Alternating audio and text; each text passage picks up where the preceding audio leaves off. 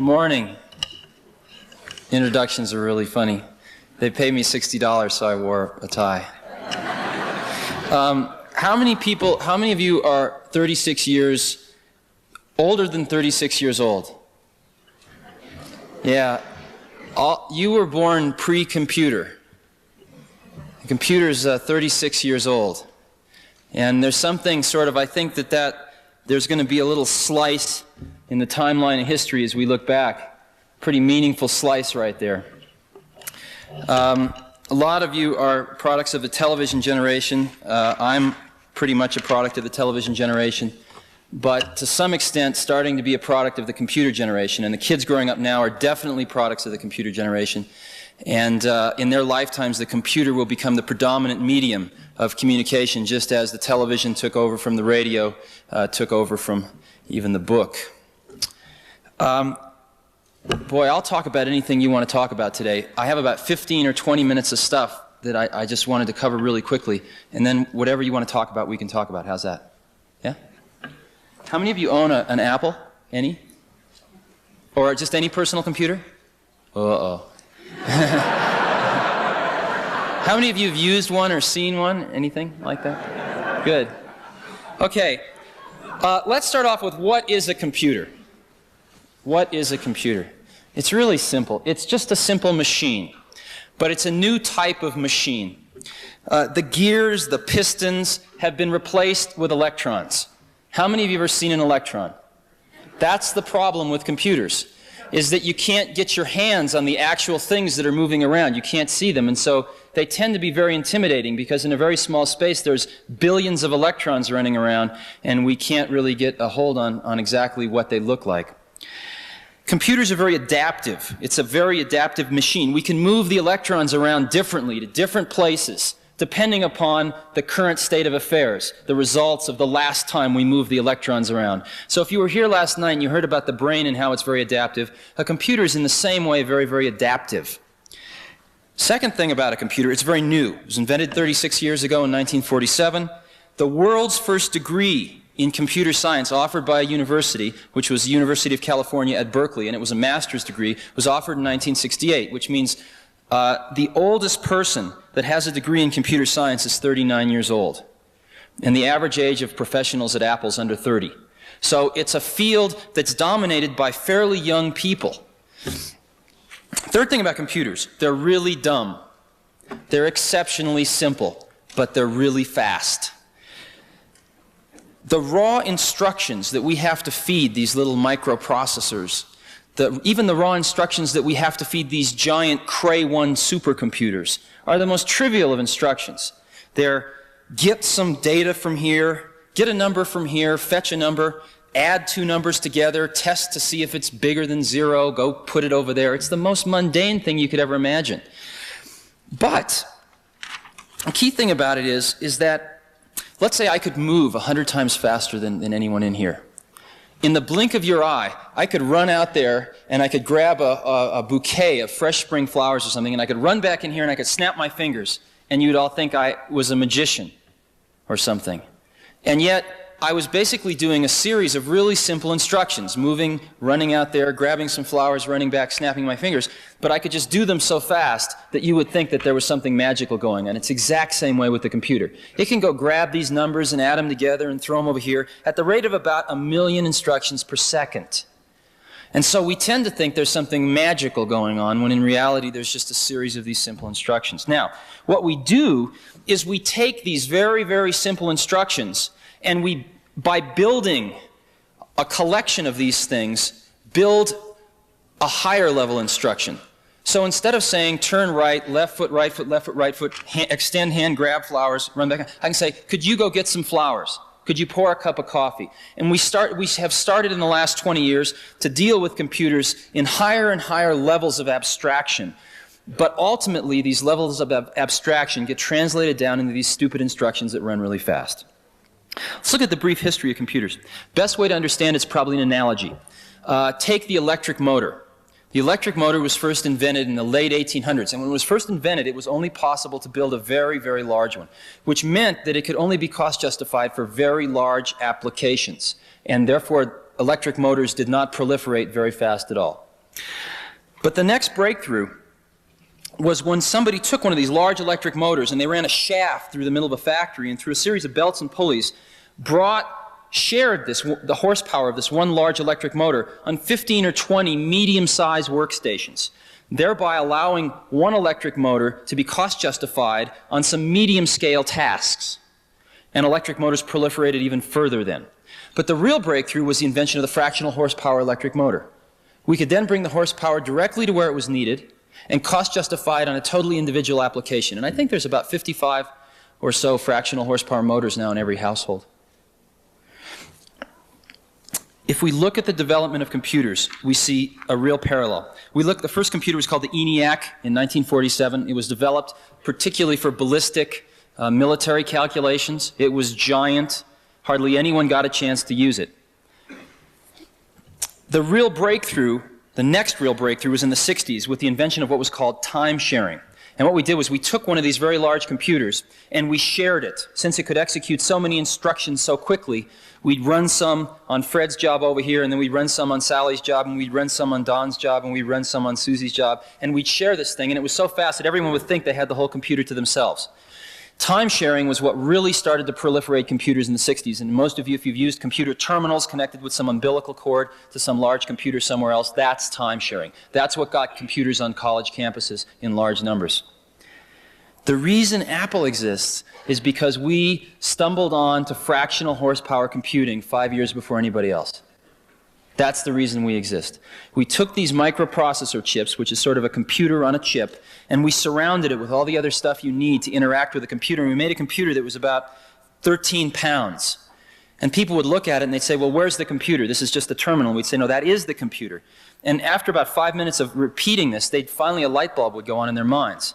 And they'd decide if they didn't like it, they could throw it out the window or run over it with their car. But that this was the entire computer. That's why we exist, fractional horsepower computing. This fractional horsepower computing has created a revolution. It was invented in 1976, the first personal computer.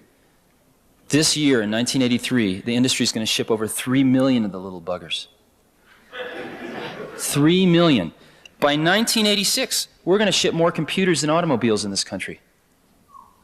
And let me digress for a minute. One of the reasons I'm here is because I need your help. If you've looked at computers, they look like garbage. All the great product designers are off designing automobiles, or they're off designing buildings, but hardly any of them are designing computers. And if we take a look, we're going to sell those 3 million computers this year. We're going to sell those 10 million computers in '86, whether they look like a piece of shit or they look great. It doesn't really matter, because people are going to just suck this stuff up so fast that they're going to do it no matter what it looks like. And it doesn't cost any more money to make it look great. There are going to be these objects, this new object that's going to be in everyone's working environment, and is going to be in everyone's educational environment, and is going to be in everyone's home environment. And we have a shot at putting a great object there, or if we don't, we're going to put one more piece of junk object there. By 86, 87, pick a year, people are going to be spending more time interacting with these machines than they do interacting with their big automobile machines today. People are going to be spending 2, 3 hours a day sometimes interacting with these machines, longer than they spend in a car. And so the industrial design, the software design, and how people interact with these things certainly must be given the consideration that we give automobiles today, if not a lot more. And if you take a look, what we've got is we've got a situation where most of the automobiles are not being designed in the United States, Europe, Japan. Televisions, audio, electronics, watches, cameras, bicycles, calculators, you name it. Most of the objects of our life are not designed in America. We've blown it. We've blown it from an industrial point of view because we've lost the markets to the foreign competitors. We've also blown it in a design point of view. And I think we have a chance, focusing on this new computing technology meeting people in the 80s, the fact that computers and society are out on a first date in the 80s, we have a chance to make these things beautiful, and we have a chance to communicate something through the design of the objects themselves. In addition to that, we're going to spend over $100 million in the next 12 months on media advertising. Apple alone, IBM will spend at least an equivalent amount. And we generate tens of millions of dollars worth of brochures, posters, more than the auto industry, again, as a comparison. And this stuff can either be great or it can be lousy. And we need help. We really, really need your help. Okay, let's go back to this revolution. What is happening? What's happening is the personal computer is a new medium of communication, one of the media. And so what's a media? It's a technology communication. A book is a medium, telephone, radio, television. These are mediums of communication. And each medium has pitfalls to it, has shortcomings, has boundaries which you can't cross, but it also generally has some new unique opportunities. The neat thing is that each medium shapes not only the communication that goes through it, but it shapes the process of communication. Perfect example. If you compare the telephone to what we're seeing now in electronic mail, where we link a bunch of computers together and we can send messages to an electronic mailbox, which people can then receive at their leisure. We see that, indeed, in one sense we're sending voice through these wires, and in another sense we're sending ones and zeros through these wires. So the content that's traveling through the medium is certainly different. But the most interesting thing that's different is the process of communication. When I talk on a telephone with anyone, we both have to be on the phone at the same time. When I'm working or when I want to send something to somebody with a computer terminal, I want to do a drawing and zip it over and put it in their mailbox, they don't need to be there. They can retrieve it at 12 a.m. in the morning. They can retrieve it 3 days later. They can be in New York and retrieve it. One of these days when we have portable computers with radio links, they can be walking around Aspen and retrieve it. And so the process of communication itself changes as the mediums evolve.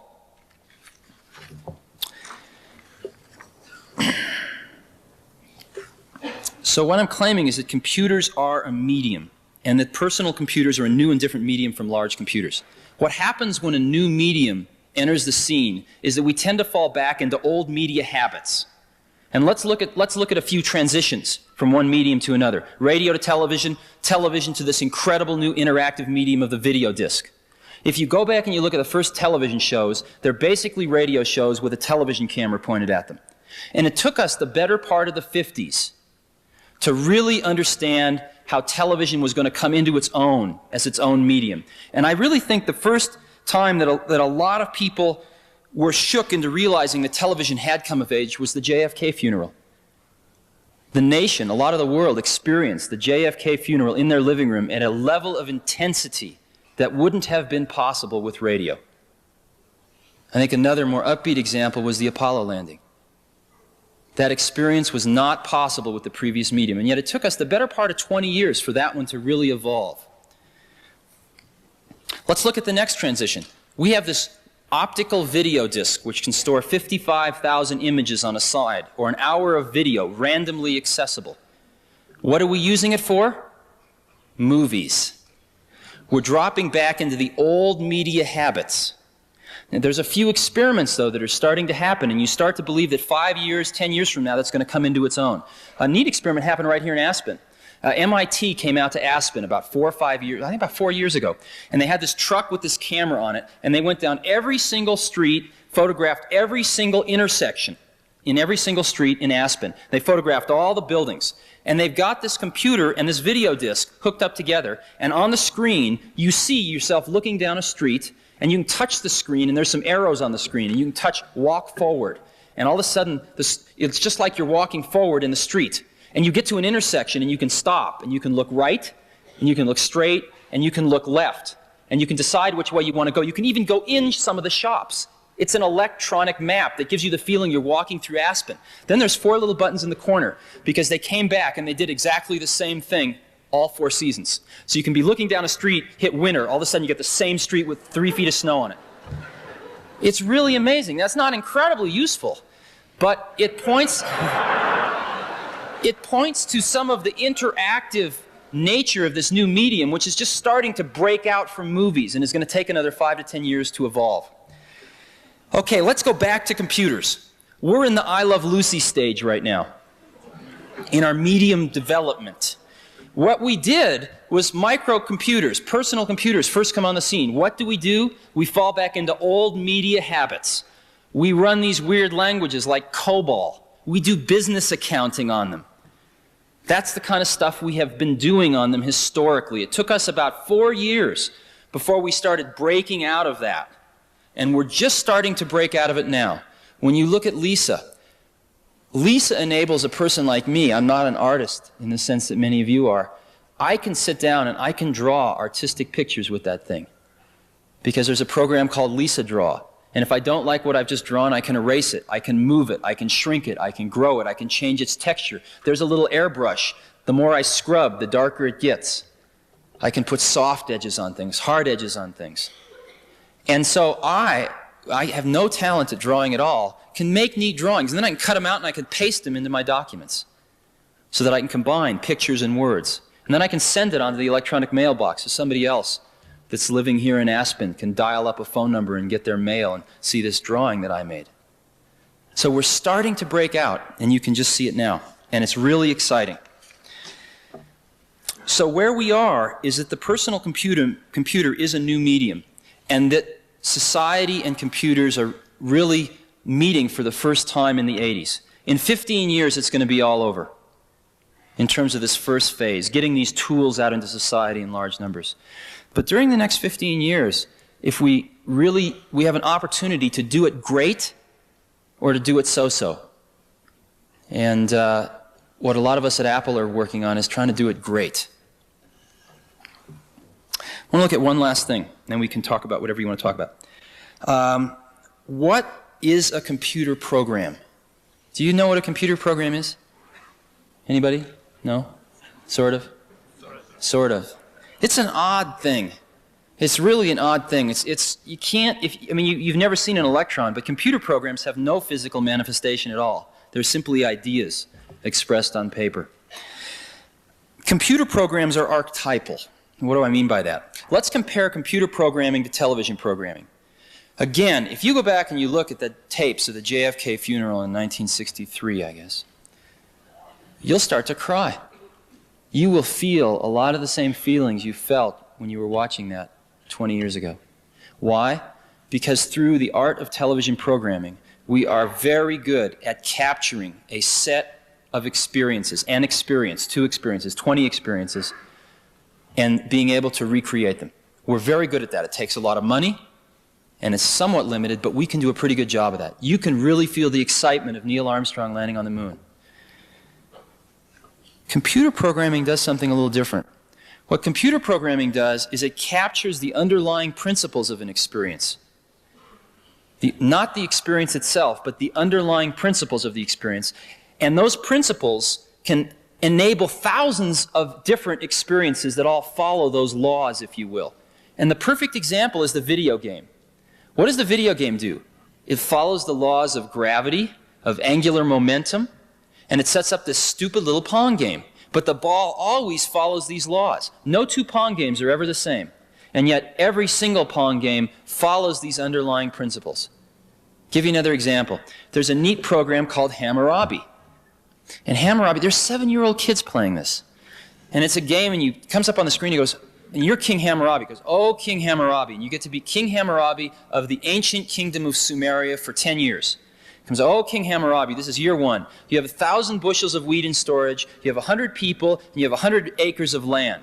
Land is trading at 24 bushels an acre. Would you like to sell any land? No. Would you like to buy any land? No. How much would you like to plant, or feed, how much would you like to plant?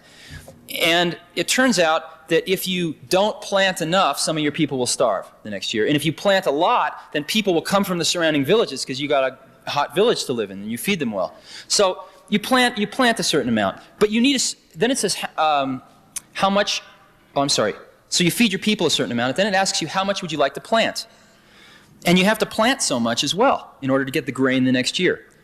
But you can't plant more acres than you have people to plant the acres. And so if you go on a land buying spree at the beginning, and you don't feed your people well because you spent all your grain buying land, then you don't have the people to plant the land, so it doesn't do any good. If you don't plant the land and you feed your people a ton, all these other people come from the surrounding villages, but they starve the next year. And there are these 7-year-old, and it goes on year 2, year 3, and every once in a while it throws in the rats ate some of the grain and you're in deep trouble. What are you going to do? Kill some people or sell some land or whatever. And it's crude, but basically there are these 7-year-old kids playing with this macroeconomic model. And you can argue about the content of the model, but one thing you can't argue about, they will sit there for hours and play that and learn.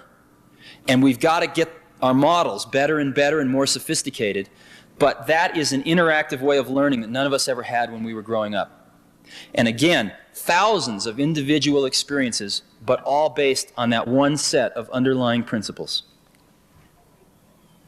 When I was going to school, I had a few great teachers and a lot of mediocre teachers. And the thing that probably kept me out of jail was books. Because I could go read what Aristotle wrote or what Plato wrote. And I didn't have to have an intermediary in the way. And a book was a phenomenal thing. It got right from the source to the destination without anything in the middle. The problem was you can't ask Aristotle a question. And I think as we look towards the next 50 to 100 years, if we really can come up with these machines that can capture an underlying spirit or an underlying set of principles or an underlying way of looking at the world, then when the next Aristotle comes around, maybe if he carries around one of these machines with him his whole life, his or her whole life, and types in all this stuff, then maybe someday after the person's dead and gone, we can ask this machine, hey, what would Aristotle have said? What about this? And maybe we won't get the right answer, but maybe we will. And that's really exciting to me. And that's one of the reasons I'm doing what I'm doing. So what do you want to talk about?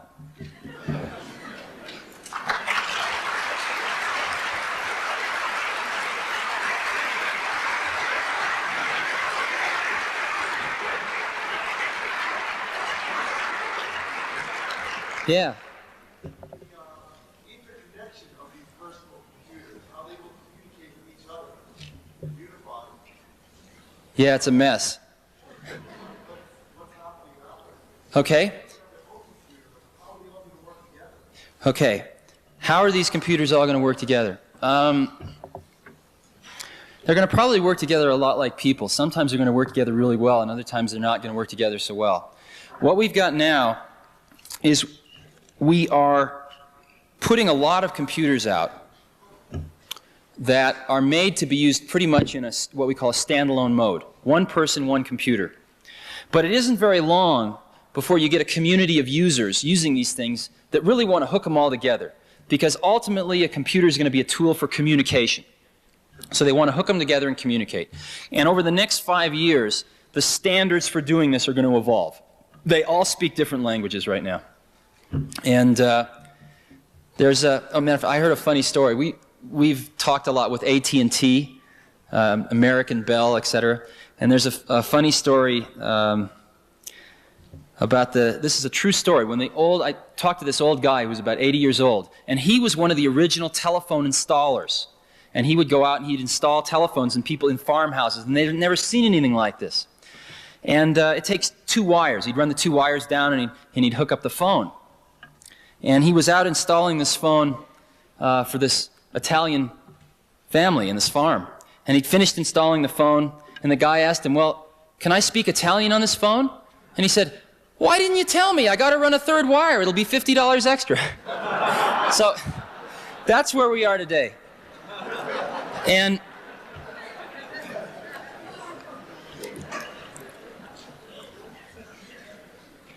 what happened, there's been a few installations where people have hooked these things together.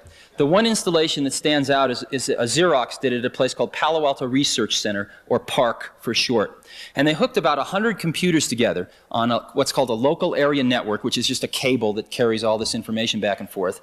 And an interesting thing happened when they did that. What happened was that you'd have a distribution list. So you'd want to send a memo to all the people in this group. And so you'd say, okay, you'd write a memo and you'd send it to the distribution list for all the people interested in the November forecast or new product Delta or whatever you're working on. But then an interesting thing happened. There were 20 people and they were interested in volleyball.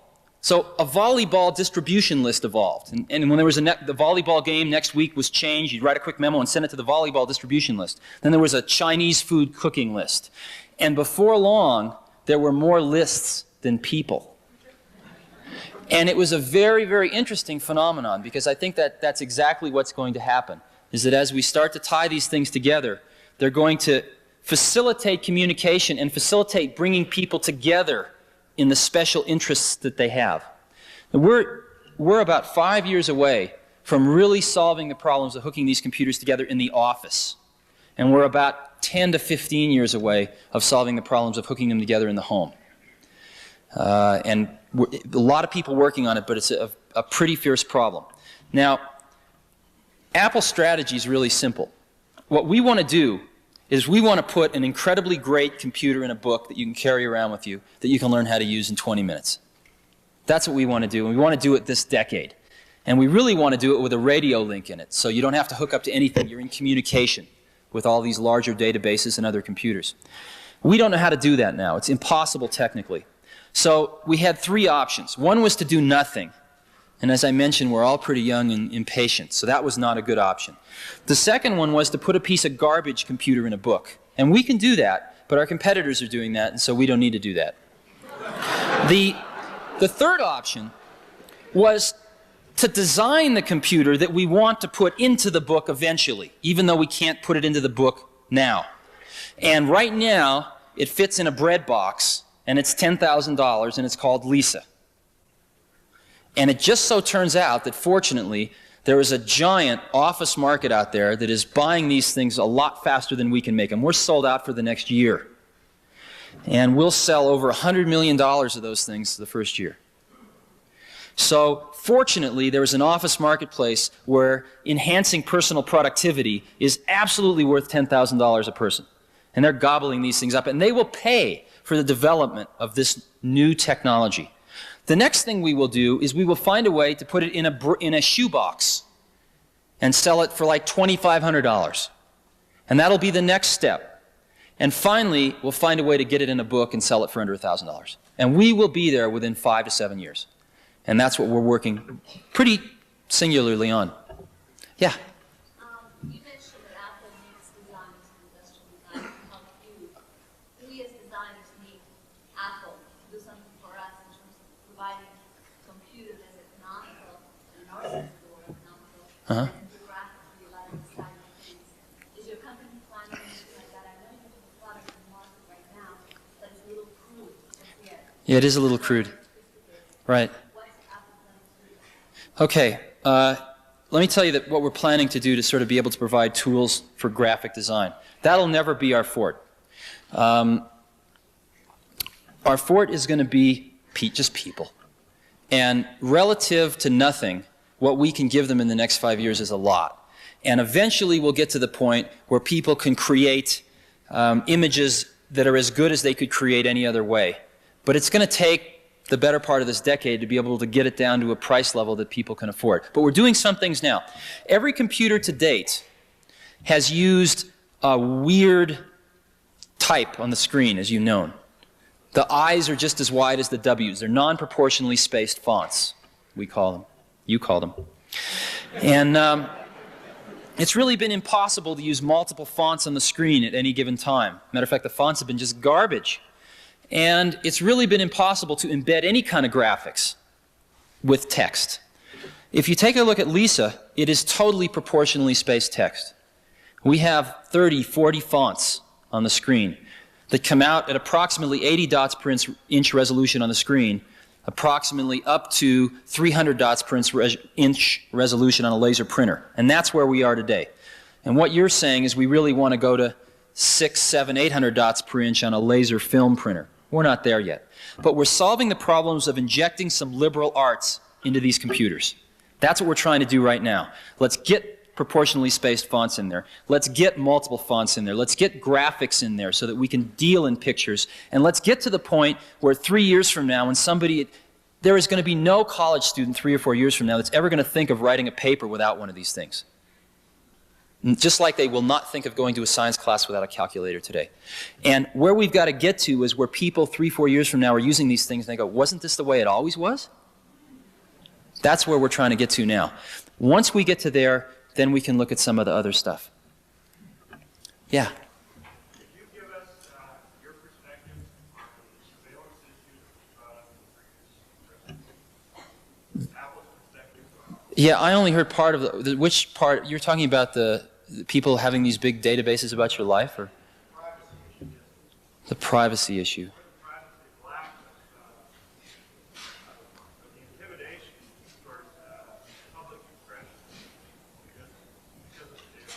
Okay. I guess what I see now is an incredible amount of information, but not a very great ability to distill any sort of knowledge or wisdom out of that information. We are all bombarded with information every day, and there is so much information in data banks, in congressional budgets, in testimony, in books, journal articles being published every day, and our ability to turn all that information, to filter it to what we're interested in, and to turn it into something useful to us, into some knowledge, is very low. So I think if we're really interested in a distributed society where the ability to understand things and the ability to distill information, knowledge from information, is possessible by everyone, that the first thing we've got to do is give tools to people to help them do that. Because right now, those tools are centralized. Do you see what I'm saying? So I think the first step towards ensuring that we don't get a concentration of something that you don't want is to distribute that intelligence, if you will, that can turn all this information into some sort of knowledge for us, so that we can get on and we can look at any congressional testimony that has to do with gun control, any journal articles published, any newspaper articles published, so that I can come home and on a weekend peruse the weekly outpouring of information, but put a filter on it, because I'm only interested in gun control. And I can find out that my congressman gave some testimony last week about gun control that I didn't agree with, so I can get on and write him a pretty nasty letter and zing it on the email system and make sure that at least one of his aides will read it tomorrow. And I think that that probably is a lot more important than worrying about these global databases. I don't think that you're going to find we're moving rapidly into an era of electronic funds transfer. And I think that's probably the thing that people are most concerned about right now. Because you could keep a history of our whereabouts and things like that just based on financial transactions. And I think that's the thing people are most concerned about right now. But I haven't heard a ton of issues concerning these giant databases knowing everything about us that had much substance to them. The thing I'm most concerned with is the ability to turn all this stuff into something we can do something about. Does that make any sense? I didn't get much sleep last night, so I'm a little fuzzy. Yeah. You mentioned the tremendous potential for a computer to educate, to enlighten, to expand the frontiers of the human mind. What is Apple Computer doing in this area as a public service? Ah, public service.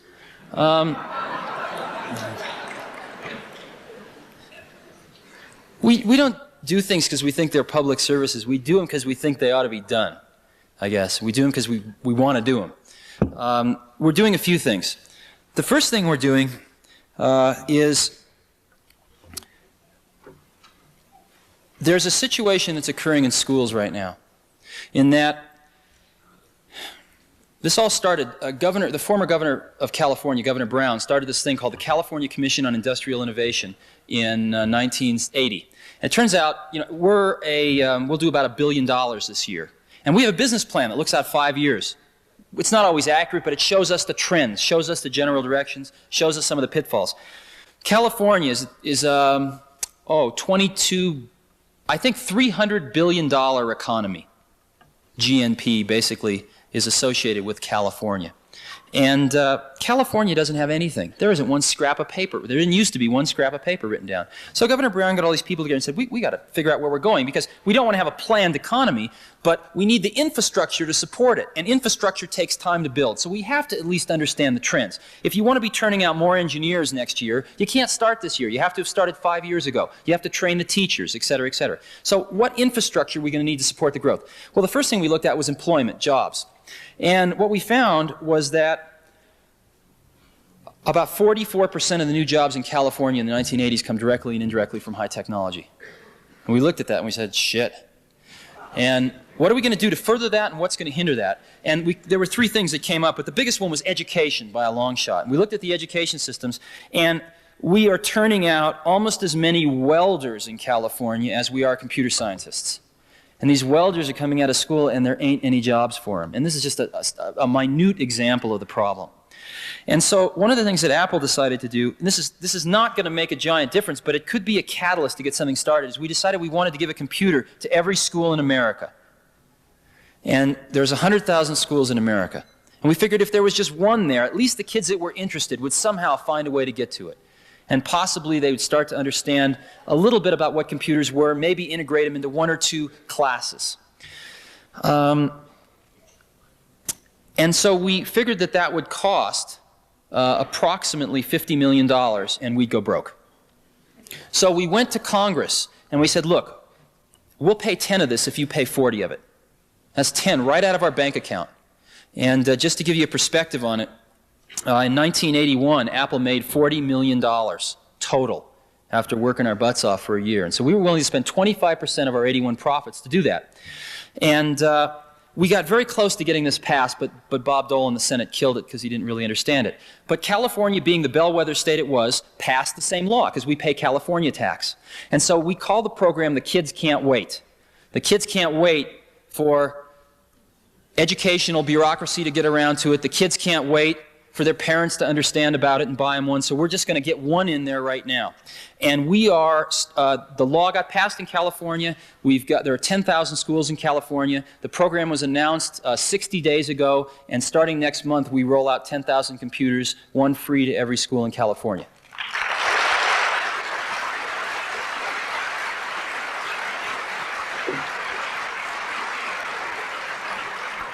And I guess the important thing, though, to restate, this isn't going to fundamentally change the problem. But at least it's going to get one computer in there so that if there is a student, especially in one of the schools that can't afford these things, which is another thing that concerns us, this computer have not split, at least they'll get exposure to one. So, yeah?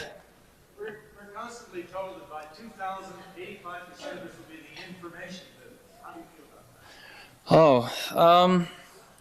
Well, over half of the gross national product is contributed by companies and people that are already in the information business today.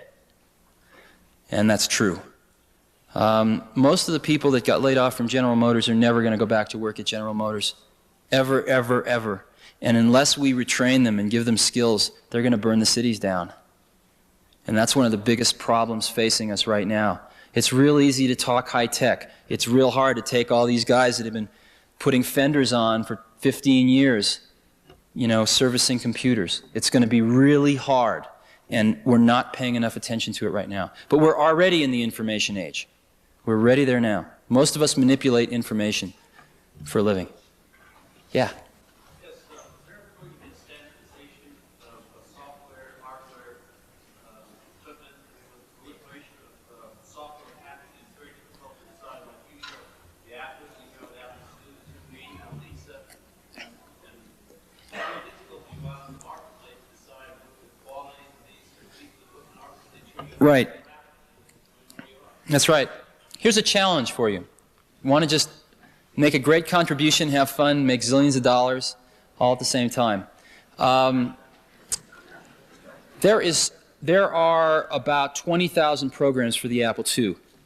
There's for the IBM PC, which is the second most popular one now, there's about maybe 2,000 programs. That's a lot. And you go to buy one of these things and you don't know what to buy. So you go ask the computer dealer, which one should I buy? And that person doesn't know. They're out selling computers. They're not looking at software, and so they give you a bullshit answer and you buy it, and maybe you're happy and maybe you're not.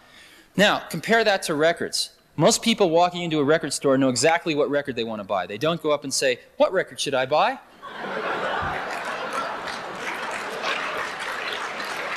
They know exactly what record they want to buy because there is the phenomenon of the radio station, a free sampling, so that we make our decisions before we go in to the distribution center for the records. We need the equivalent in the software business. We need a software radio station, quote unquote. And what's going to happen is that I think right now software is information, and the information is expressed with a bunch of ones and zeros. And what we do now is we take those ones and zeros and we encode them magnetically on this piece of mylar with a bunch of gook on the surface of it that remembers the ones and zeros. We take it, we put it in a package with a manual, we take that, we put it on a truck, we ship it to a dealer, they take it out of the truck, they put it on the shelf, it sits there for a while, costing them money. A customer comes in, peruses them, and picks one out, takes it home, shoves it in their computer, and it translates it back to electrical impulses of ones and zeros.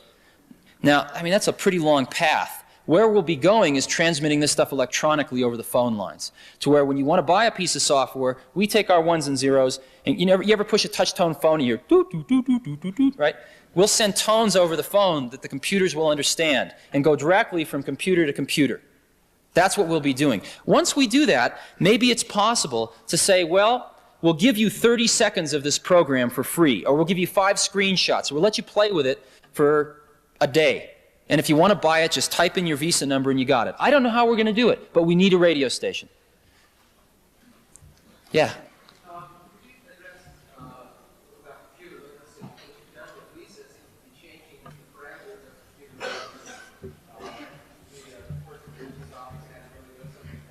Right.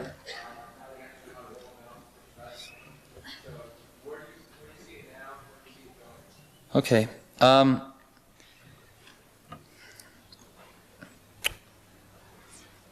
There are 2 things to do to get people and computers together. One thing is to make computers easier to use, and the other thing is for people to get more and more familiar with the concepts. How many people here own a Hewlett-Packard calculator? Yeah, not a lot. How many people know about them, right? Do you know the difference between reverse Polish notation and the way the TI ones work? How the HP ones sort of work backwards, right? Do you know about that? No? Some of you do, though, right? Probably maybe a quarter of you, maybe. If you had, tried to explain that to somebody 10 years ago, it would have been just like computers are now. And yet, in 10 years, the HP 35 was first introduced in 1972. In 10 years, people gradually understand some of these concepts. If you'd given one of these Casio watches, which has got 18 alarms and plays music for you and everything else, to somebody 10 years ago, and tried to explain to him how to set the alarm and stuff like that, it wouldn't have been possible. Automatic bank telling machines, et cetera, et cetera. So gradually the level of technical literacy is rising. The problem is we're educating people on these garbage devices. You know, setting a Casio watch is really a pain still. So even though we have products like Lisa, we are still going to need to educate people about what computers are and what they do. But where we're trying to get is we're trying to get away from programming. We've got to get away from programming because people don't want to program computers. People want to use computers. And so our strategy right now is let's write some programs that are generic, that sort of will write 90% of the program and you fill in the last 10% of the blanks. And a perfect example of that's a word processor. A word processor can be used to write a business letter, a report for a college exam. It can be used to write a correspondence letter to your friend. Same word processor. We write it once, millions of people use it. Another program, there's a lot of database programs. There's some spreadsheet modeling programs where we do 90% of the work, you do the other 10. Where we're moving in the future, though, is programming with graphics, connecting the dots, if you will. And that's what you'll be seeing more of over the next 5 years. What's really exciting, though, let me give you a little... some of the finest people are going into software right now. And matter of fact, about a year ago, I met this little kid in Chicago who had started this company called Aristotle Software. And he was 13, and he'd started it with his more mature 14-year-old friend. And a year ago, they were making about $4,000 a week off selling 3 game programs. Now, let me give you an example of how this can work. We have 1 million Apple IIs out there. 1 million. And people have paid about $2,000 for them. So if they can buy a new program, one of these new diskettes, for $100 that lets their computer do something totally new that it never could do before, that's a good deal. So let's say your girlfriend is in the real estate business, right? You know a little about computers. And she comes home and she's filling out all these crazy forms and going through all these calculations trying to do some creative finance. You go, well, I could write a program for that. And you write a program. That's not that hard to use. And over the next few months, she goes, well, can it do this? Oh, sure, that's easy. Can it do this? No, that's hard. You refine this program to where it's really great. And all of a sudden, she shows it to all the other people she works with. She brings it into the office, or she brings them over one day, and they just go, wow, I got to have this. This is worth $2,000 to me right there, just for that one application. Okay, let's say that you put that program on the market and sell it for $100. Well, the dealer's going to take $50 of it. So you'll see $50 per copy. And let's say it costs $25 to make it. You're going to make $25 profit per copy. If you can sell that to just 10% of the Apple II owners the first year, not including any new Apple II owners, because we're shipping almost 1 million computers a year, so it'll double the next year, but forget about that. Even the previous owners of 1 million. You'll sell 100,000 copies times $25 profit per copy, or $2.5 million profit the first year, selling to just 10% of the people, and you can write that program with under $10,000 worth of computer equipment. That's what's happening. That's why they're Aristotle softwares. And so you're seeing a flurry of activity there right now. Yeah? How did you manage to successfully grow so fast in terms of all the people? And how has that affected human interaction between the people, particularly the ones who were there originally? Okay. The actual turnover at Apple has been very, very low since inception. It's been under 5% since inception, actually. Okay, we do it in a few ways. First thing we do is, what's happening is the definition of an American corporation is evolving. And it's evolving in a almost semi-socialistic dimension, which is very interesting. 100% of the professionals at Apple own stock in the company. 100%. Everybody owns stock in the company. And what that means is these traditional barriers. I've never heard the word labor or management mentioned at Apple, ever in my life. We have no unions or anything. People say, God, the electronics industry doesn't have any unions. And that's true in one way, but in the other way, we've got like one of the best unions of everybody going towards the same exact goals and objectives that I've ever seen in my life. It's on sort of an economic scale for sure, because it's in everybody's best interest to see the stock go up. But more importantly, we feel that for some crazy reason, we're in the right place at the right time to put something back.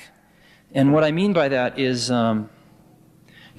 most of us didn't make the clothes we're wearing, and we didn't cook or grow the food that we eat, and we're speaking a language that was developed by other people. We use a mathematics that was developed by other people. We are constantly taking. And the ability to put something back into that pool of human experience is extremely neat. And I think that everyone knows that in the next 10 years, we have the chance to really do that. And we can look back, and while we're doing it, it's pretty fun too, but I mean, we can look back and say, God, we were a part of that. And so everyone is working 18 hours a day right now. Now, on the people side, we believe in the phenomenon of great people. And what I mean by that is we think there are people that are so good that they can run circles around 5 pretty good people. Okay? And those are the kind of people that we want at Apple. They're hard I mean, they're all idiosyncratic, but they're the fun people of the world. They're the artists of the world. And so what we have is sort of a very small company in terms of people for our revenue. We are going to cross $1 billion in sales very shortly with under 5,000 people worldwide. And that's phenomenal. And I think our feeling has been that what we want to do is keep the number of people down so that we can spend time with... You started with 2 or 3 people. Right. 5 years ago, 5,000. I assume a lot of them are manufacturing people. No, not very many are. Under 2,000 are. How did you grow that fast and manage that growth? I mean, there were people, you had a nucleus of some kind. They were all buddy-buddy, and everyone was very friendly. Yeah. And all of a sudden, there was this huge division, but I assume, I don't know what Right. We do a few things. They don't get to see each other and speak or drop in easily. Right. That's exactly right. The first thing we do is we've always tried to hire people that were much better than we needed for the current job, because within 6 months they'd be fighting to keep up with it. Second thing, though, is we've always tried to hire people. The reason we hire people is to tell us what to do. And so at Apple, when you get hired, some people survive and some don't. But in general, it's, hey, this is the general thing we think we need done. Go figure out what we need. Come back and tell us how much it's going to cost, and go do it. And so we've got an incredible group of entrepreneurs. And we're always arguing with each other and things like that, but that's just fine. And so the 5,000 people we've got, most of those people are very independent thinkers, and what they really want is they know what to do. What they want is the environment where they don't have to convince 30 other people that it's the right thing to do. Does that make any sense? And it's harder as we get older. It's harder to spend time with everyone and to pull everyone together. But we really make an attempt to do that. And I guess our feeling is that the day that somebody working at Apple decides that they can't make a difference anymore is the day we've lost. You know? And we have the standard stuff. I mean, anyone can come see myself or John Scully or anyone else anytime they want. I mean, it might take a day or two to schedule it. But we've got people at all levels floating around, coming to see us. The other thing we've observed, of course, is that the oldest and largest organization in the world has only 4 layers of management. And that's the Catholic Church. And 5 if you count the highest order, I suppose. And so we see no reason why we need over 4 layers of management. And indeed, we have usually about 3. And that's, the president, we maybe have a division manager, and then maybe under that a marketing or engineering manager. And that's really about it. So that's what we're trying to do. Yeah, well, what's really interesting is that people a lot of times, we have good people. And what they've been able to do over the last 5 years is pretty awesome. But what's even neater is that what we can do in the next 5 years. I mean, we're in a position now where we're selling $1 billion of stuff a year, and where we've got one of the most recognized consumer brand names in the country. And so, if we get it together, we can turn out these incredibly great products with incredibly great advertising, with incredibly great software. And so, what we want to do is just get great people to come help us do that, because that's a pretty giant thing to try to do. But that's what we're going for. We started with nothing. So whenever you start with nothing, you always can shoot for the moon. You have nothing to lose. And the thing that happens is when you sort of get something, it's very easy to go into cover your ass mode, and then you become conservative and vote for Ronnie. So what we're trying to do is to realize the very amazing time that we're in, and not go into that mode. And I think Lisa's a reflection of that. I mean, we gambled the company on Lisa. If Lisa had bombed, Apple would be just one more computer company. And we gambled everything on that. We had no backup to it. Everything went into that. For 3.5 years, the best and the brightest at Apple worked on this product. Now, how come they came to Apple to work on this? We hired these people from other companies. And the reason they came to Apple was because they knew what to do. But the companies they were working for wouldn't take the risk and do it. And we said, come to Apple and build this. And they said, well, who do I have to convince to do that? Nobody, just go do it. And we got a collection of, I think, some of the finest computer scientists in the world that just went and did it. And that's why I go to work in the morning, is to hang around these type of people. They're fun. They play in punk rock bands on the weekends and all sorts of stuff. Computer people aren't, you read all this computer nerd stuff, it's not really true anymore. They're really a lot closer to artists than they are to anything else. They come into work at about, I don't know, anytime they want, but usually about 11 in the morning, 12 in the morning, play a few rounds of ping pong, work really hard. They work really hard, but they'll work, and generally about 4 we go out and maybe play, a game of volleyball somewhere or something like that, and then in the evening we work, and then they'll have dinner, and we'll go out to a Japanese restaurant for dinner or something, and come back, and they'll work till about 2 or 3 in the morning. And they go home and wake up at 11 the next morning, coming to work. Yeah. Yeah, you, sure. Why not? How long will we be tied, those skilled typists of us, to the actual keyboard? And once that voice generation really comes into being, what will that do for those of us who have invested thousands already in this keyboard that we have? Uh-oh. Can you teach skiing?